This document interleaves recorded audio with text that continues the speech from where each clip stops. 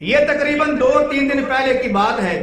ایک مولوی صاحب بڑے ہی مخصوص انداز کے ساتھ، بڑے ہی پیارے انداز کے ساتھ، محبت بھرے انداز کے ساتھ عمر رضی اللہ عنہ کی شان بیان کر رہے تھے، اور ایک آدمی نے نیچے کمنٹ یہ کیا کہ پہلے ابو بکر رضی اللہ عنہ کی شان تو منوا لو، عمر رضی اللہ عنہ کی شان بعد میں بیان کرنا۔ تو میرے پیارے عزیز بھائیوں، آپ پکی باتیں سمجھ گئے ہوں گے وہ کس جماعت کا آدمی تھا، کس مذہب کا آدمی تھا، اور کون سے ذہن کا آدمی تھا کہ جس نے اتنا گندا جملہ بولا کہ پہلے ابو بکر رضی اللہ عنہ کی شان تو منوا لو، عمر رضی اللہ عنہ کی شان بعد میں بیان کرنا۔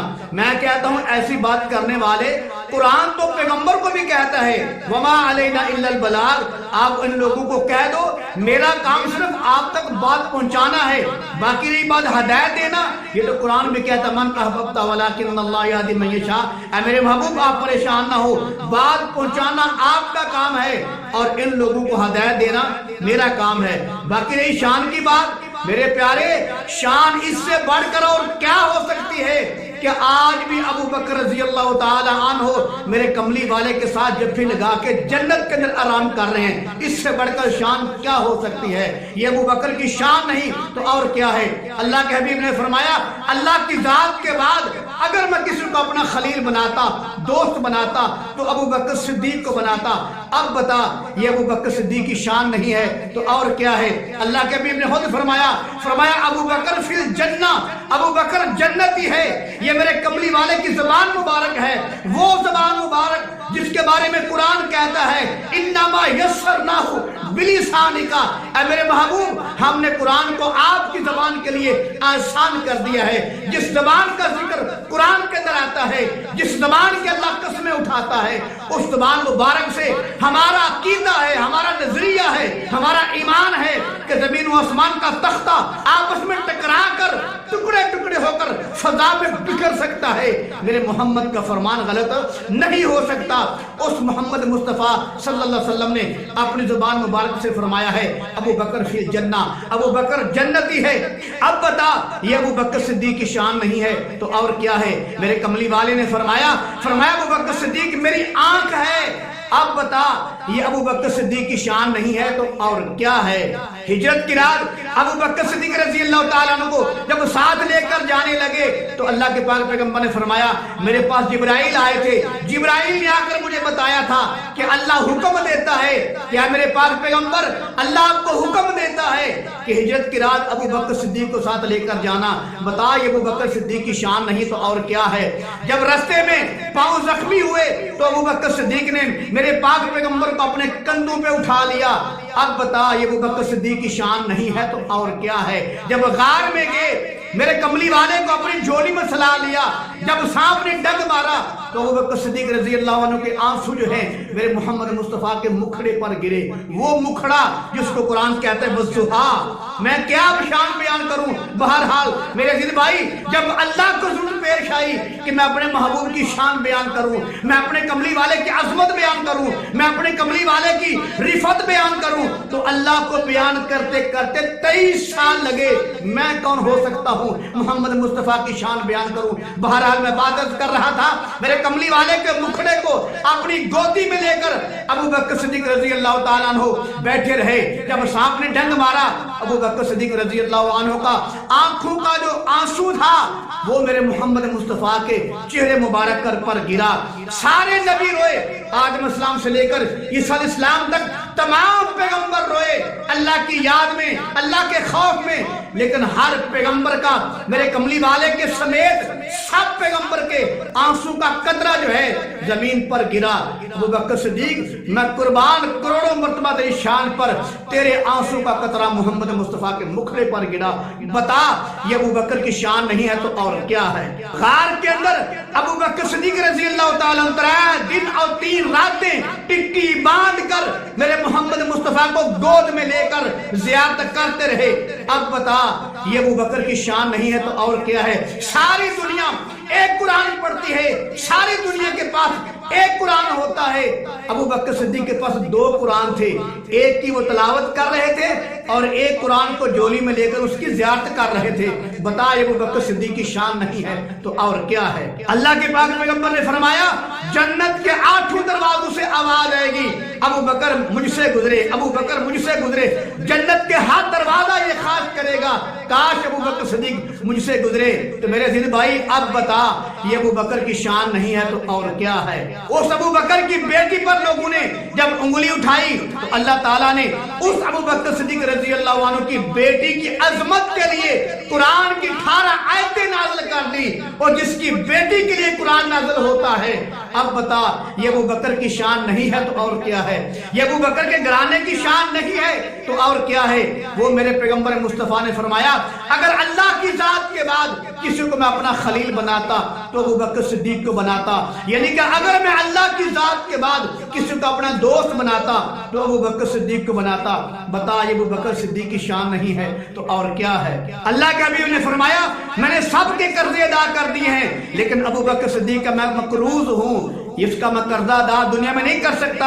ابو بکر صدیق کا قرضہ کل قیامت کو اللہ ادا کرے گا۔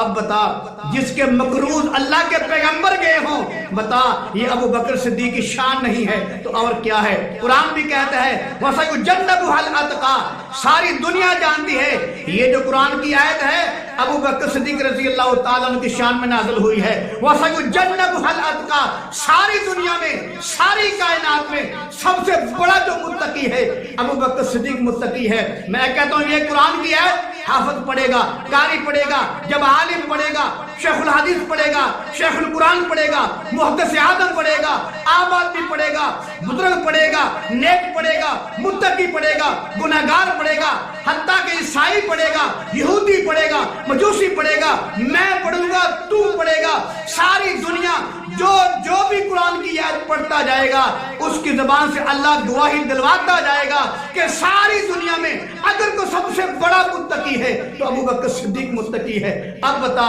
یہ ابو بکر صدیق کی شان نہیں ہے تو اور کیا ہے؟ اس قرآن کی آیت کو نیک پڑھے گا، گناہگار پڑھے گا، مسلمان پڑھے گا، غیر مسلم پڑھے گا، جو یہ قرآن کی آیت پڑھی جائے گی، چاہے شبینے کے اندر پڑھی جائے، چاہے نماز کے اندر پڑھی جائے، چاہے نوافل کے اندر پڑھی جائے، چاہے تہجد کے اندر پڑھی جائے، چاہے چاشت کے اندر پڑھی جائے، چاہے صلاۃ الاوابین کے اندر پڑھی جائے، چاہے تراویح کے اندر پڑھی جائے، چاہے ناظرہ پڑھنے والا پڑھے، چاہے حافظ پڑھے، چاہے قاری پڑھے، چاہے نیک پڑھے، چاہے گناہگار پڑھے، جو بھی یہ قرآن کی آیت پڑھتا جائے گا ابو بکر کی شان بیان کرتا جائے گا اور اپنی زبان سے یہ گواہی دیتا جائے گا کہ ساری دنیا میں اگر کوئی سب سے بڑا متقی ہے تو ابو بکر صدیق متقی ہے۔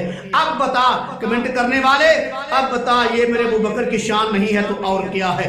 اس سے بڑھ کر ابو بکر صدیق کی شان کیا ہو سکتی ہے کہ وہ میرے کملی والے کے باپ لگتے ہیں، وہ میرے کملی والے کے والد محترم لگتے ہیں۔ بتا یہ ابو بکر صدیق کی شان نہیں ہے تو اور کیا ہے؟ میں کہتا ہوں یہ بھی بات یاد رکھ، جب کسی مسلمان کو دفن کیا جاتا ہے تو ہر آدمی یہ کہتا ہے کہ اس کا چہرہ جو ہے قبلے کی طرف کر دو، اس کا چہرہ کعبۃ اللہ کی طرف کر دو، لیکن یہ بات یاد رکھ جب میرے کملی والے کے ساتھ ابو بکر صدیق رضی اللہ تعالیٰ کو سلایا گیا، لٹایا گیا، ساتھ رکھا گیا بڑے پیار اور محبت کے ساتھ، تو ان کا چہرہ بھی قبلے کی طرف پھیرا گیا۔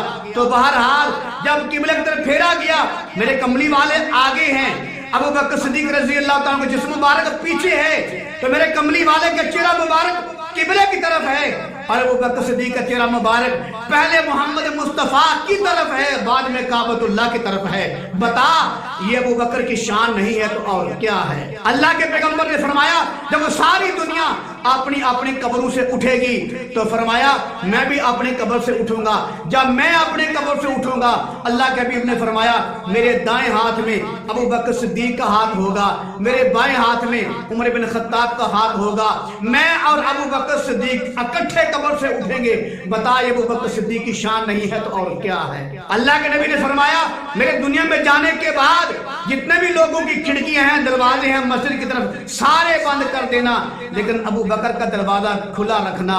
بتا یہ ابو بکر صدیق کی شان نہیں ہے تو اور کیا ہے؟ ابو بکر صدیق رضی اللہ تعالیٰ عنہ نماز پڑھا رہے ہیں، سارے صحابہ پیچھے نمازیں پڑھ رہے ہیں، عمر بن خطاب ہیں رضی اللہ عنہ، عثمان غنی رضی اللہ تعالیٰ عنہ، علی رضی اللہ تعالیٰ عنہ، حسن حسین رضی اللہ تعالیٰ عنہ، جس صحابی کے پیچھے سارے صحابہ نماز پڑھیں، بتا یہ ابو بکر کی شان نہیں ہے تو اور کیا ہے؟ باقی ہم زبردستی منوانے کے لیے نہیں آئے، یہ بھی بات یاد رکھ، جب دنیا کھانا کھاتی ہے، جب آپ بھی کھانا کھاتے ہو، اگر آپ کے برتن میں، آپ کی پیالی اور کولی میں بتاؤ اگر الی لگی ہو تو آپ سالن ڈال کر نہیں کھاتے کہ یہ برتن گندا ہے، یہ سالن ڈالنے کے کام نہیں آتا، یہ سالن ڈالنے کے قابل نہیں ہے۔ اگر آپ کی عقل اتنی کام کرتی ہے، آپ گندے برتن میں سالن نہیں ڈال سکتے تو بتاؤ اللہ تعالیٰ گندے دماغ میں، گندے دل میں سچا ابو بکر صدیق کیسے ڈال سکتا ہے؟ ابو بکر صدیق کی شان کو دل میں ڈالنے کے لیے دل کو مومن ہونا چاہیے، مسلمان ہونا چاہیے۔ غیر مسلم کے دل میں ابو بکر نہیں جا سکتا، غیر مومن کے دل میں ابو بکر نہیں جا سکتا۔ تو آخر میں یہ کہنا چاہتا ہوں، اصحاب پاک مصطفیٰ کو رب نے کیا جگر دیا، دیا تو کس قدر دیا، سب نے مال و زر دیا، کس نے نصف کر دیا، کس نے سلسلہ دیا، مگر عائشہ کے باپ نے اس قدر دیا، خدا کے نام کے سوا جو کچھ لا کے رکھ دیا، اور جے کو ضرورت پیشوا پیش کی تھی صحابہ نے جن کر فدا پیش کی تھی، تو بقایا اثاثہ جو آقا نے پوچھیا تو صدیق چادر صفا پیش کی تھی۔